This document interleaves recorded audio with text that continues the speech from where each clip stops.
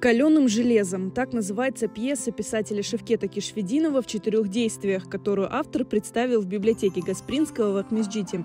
Здесь состоялась встреча с писателем, где он прочитал пьесу гостям мероприятия. Пьеса повествует о депортации крымских татар. События разворачиваются в крымском селе Саватка в апреле 1944 года. Когда, Рустем, столько людей поубивали, сколько еще погибнет? Рустем подходит к Зере, целует руки. Рустем, все закончится. Скоро, совсем скоро.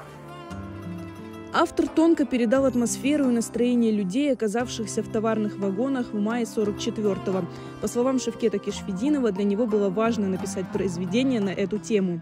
И мне кажется, что каждое поколение крымских татар должны, тем более если они деятели культуры, искусства, литературы, они должны каким-то образом выразить свое отношение к этой трагедии. Вот эта пьеса – мое отношение к этому. Произведение не оставило равнодушным никого из гостей, среди которых были будущие режиссеры и актеры. С одной стороны, хотелось бы ее подставить, а с другой стороны, даже хотелось бы в какой-то степени сыграть. Мне понравился персонаж, которому было 16 лет. Вот этот вот мальчик, который попал в такую эпоху, он оказывается в эпицентре таких страшных событий.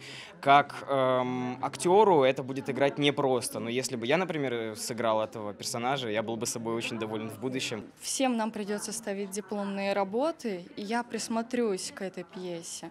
Она затронула меня до глубины души, я пустила слезу даже на моменте, когда пришлось персонажам выкидывать тела просто из вагона, они их даже не похоронили. Если честно, я даже сейчас хочу плакать. На встрече Шевкет Кишфетдинов также рассказал о создании первого романа «Любовь, ненависть, деньги» 10 лет назад и поделился тонкостями своей работы над произведениями.